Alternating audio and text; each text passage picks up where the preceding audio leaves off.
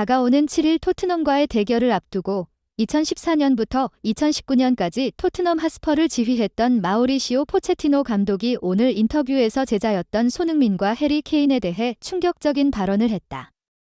마우리시오 포체티노 감독은 토트넘의 스타 플레이어 손흥민이 곧 있을 맞대결에서 어두운 밤을 보낼 것이라고 자신 있게 선언했다. 더 나아가 해리 케인이 없는 팀은 그가 알지 못하는 팀지라고 단언했다. 여러분이 손흥민의 빛나는 활약을 기대하십니까?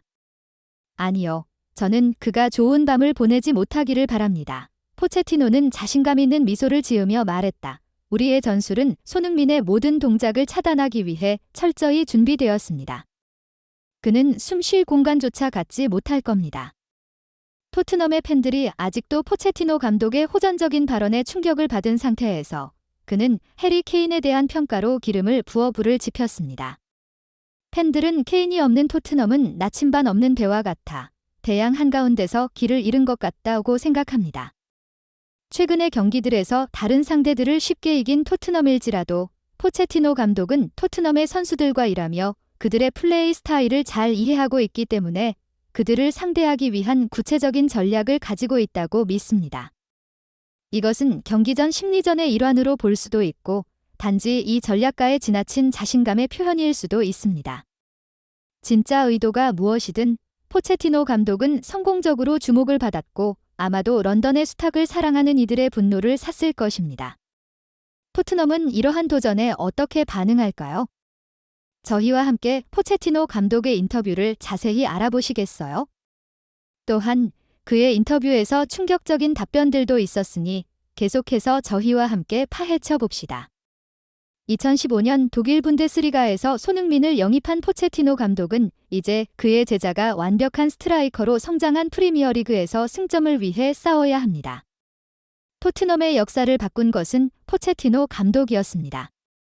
그는 2018-19 시즌에 새로운 선수를 영입하지 않고도 팀을 처음으로 UEFA 챔피언스 리그 결승전에 올려놓음으로써 그것을 이루었습니다. 그러나 2019-20 시즌은 그리 순탄하지 않았습니다. 시즌 초반부터 불안정한 성적이 계속되었고 결국 포체티노 감독은 국제 경기에 출전 중인 선수들을 뒤로하고 해임되었습니다. 그는 선수들과 제대로 작별 인사를 나눌 기회조차 갖지 못했습니다. 그래서 그는 이별의 메시지를 전하는 최선의 방법을 선택했습니다. 그는 전술보드에 손편지를 써서 모든 분들께 감사드립니다. 저는 작별 인사를 하지 않을 겁니다. 여러분은 항상 제 마음속에 있을 것입니다. 라고 남겼습니다. 이후 2020-21 시즌에 그는 프랑스의 PSG 팀을 맡았지만 2021-22 시즌 후 해임되면서 2년을 채우지 못했습니다. 약 1년의 휴식 후 그는 올해 시즌 초 토트넘의 도시 라이벌인 첼시의 감독직을 맡아 복귀했습니다. 11월 3일 한국 시간 마우리시오 포체티노 감독은 2023-24 시즌 잉글랜드 프리미어리그 11라운드 토트넘 경기를 앞두고 기자회견을 가졌습니다. 그는 토트넘과의 재회에 대한 감정과 결의, 그리고 손흥민에 대한 의견을 공유했습니다. 포체티노는 저는 그가 대단한 선수이며 프리미어리그의 최고 선수 중 한 명임을 압니다. 라고 말하며 오늘 밤이 그에게 좋지 않기를 바랍니다. 라고 첼시의 승리를 희망하는 마음을 표현했습니다. 토트넘에서 다시 감독직을 맡을 의향이 있는지 묻는 질문에 그는 단호하게 아니요. PSG와의 계약이 끝난 후 저는 1년간 휴식을 원했습니다. 그 후에 첼시로부터 제안을 받았습니다. 라고 대답했습니다. 이 인터뷰에서 그는 토트넘의 데니얼 레비 회장에 대한 이야기도 나누었습니다. 그분은 저에게 중요한 인물입니다. 왜냐하면 그분이 저와 제 팀에게 토트넘에서 활동할 기회를 주셨기 때문입니다. 우리는 단순한 업무 관계를 넘어서 친밀한 관계를 맺고 있습니다.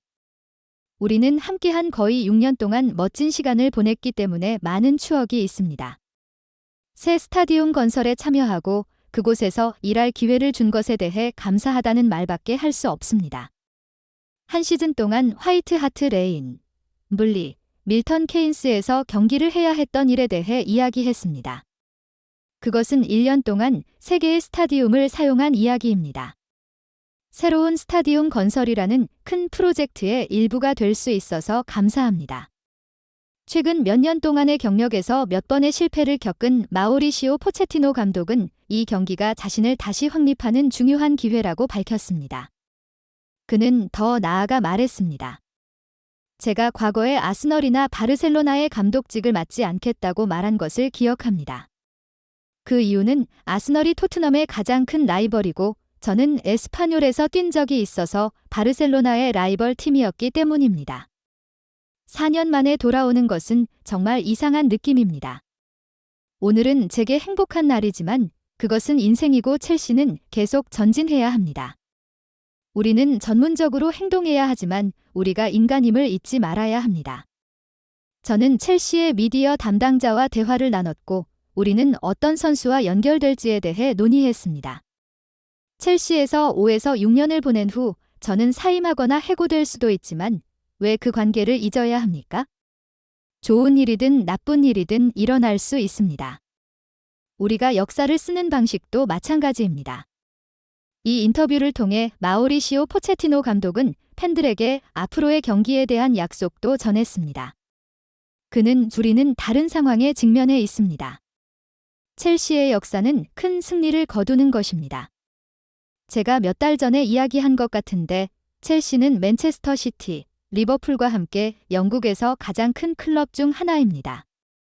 지난 15년 동안 첼시는 많은 챔피언십을 획득했습니다.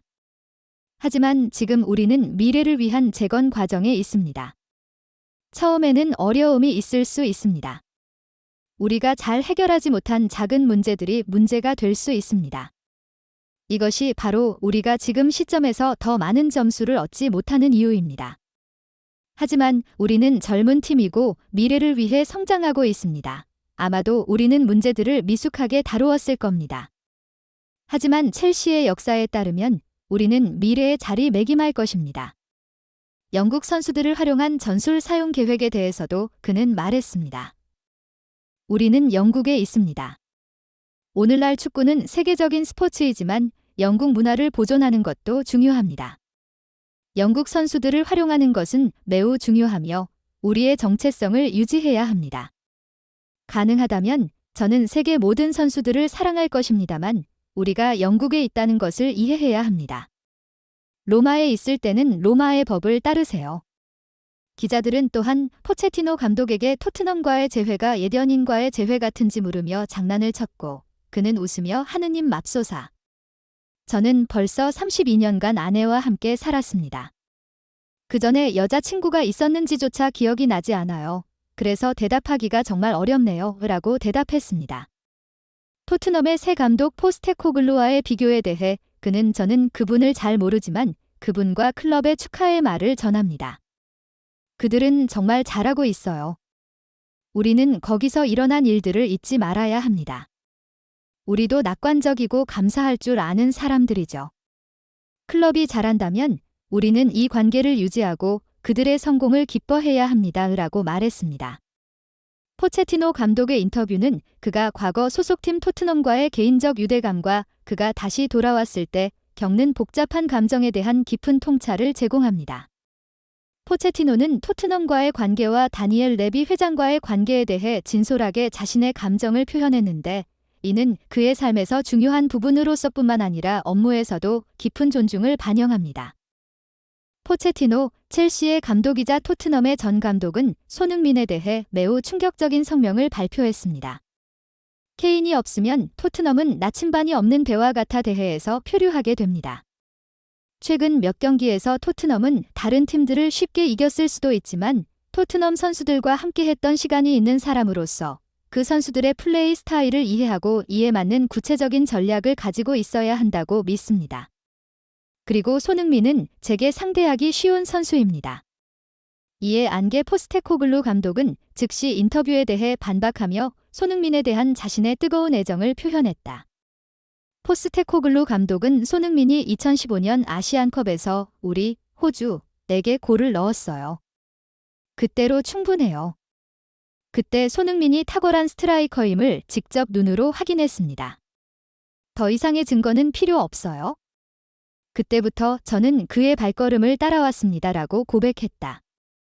8해가 걸려서야 두 사람은 개인적인 관계를 형성할 수 있었습니다. 손흥민은 토트넘의 주장이 되었고 포스테코글루 감독은 토트넘에 임명되었습니다. 포스테코글루 감독은 불이가 공격수에게 찾는 것은 그들의 목표가 위협이 되는지 여부입니다. 그는 손은 항상 위협적인 공격수이며 결정력이 좋은 선수라고 칭찬했습니다. 사실 해리 케인의 이적으로 포스테코글루 감독은 취임하자마자 위기에 직면했습니다. 해결책은 핀이었습니다.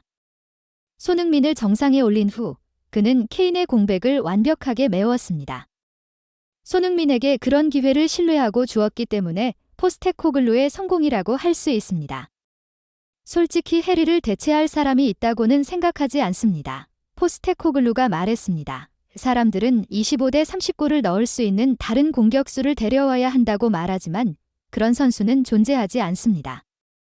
그것은 현실적인 대체가 아닙니다. 라고 그는 덧붙였습니다. 저는 손니를 오래 지켜봤지만 그는 뛰어난 결정력을 가지고 있고 똑똑한 축구 선수입니다. 그의 움직임은 매우 뛰어나고 압박을 잘 가할 수 있습니다.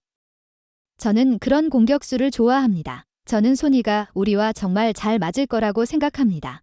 라고 말하며 자신의 성공에 만족한다고 언급했습니다. 포스테코글루 감독은 덧붙여 손니가 케인을 대체할 유일한 선택은 아니지만 가장 적합한 선수입니다. 손니와 더 많이 뛰면 뛸수록 더욱 더 좋아질 겁니다. 라고 말했습니다.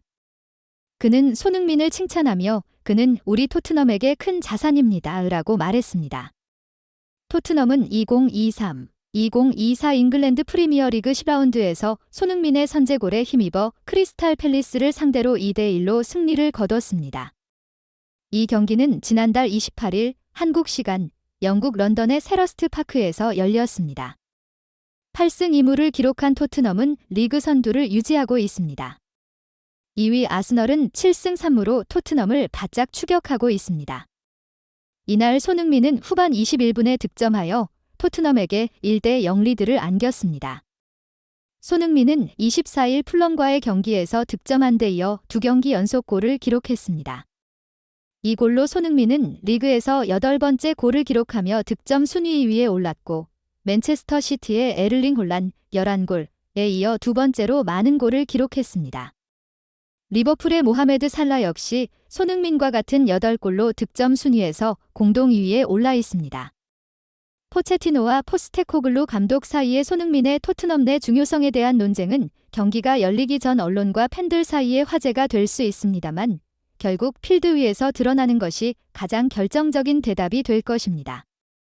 손흥민은 열정과 재능의 상징일 뿐만 아니라 포스테코글루 감독의 올바른 결정의 증거이기도 합니다. 감독이 손흥민에게 보여준 대담한 선택과 무한한 신뢰는 토트넘을 리드하는 팀뿐만 아니라 지속 가능한 팀 구축 전략의 증거로 변모시켰습니다.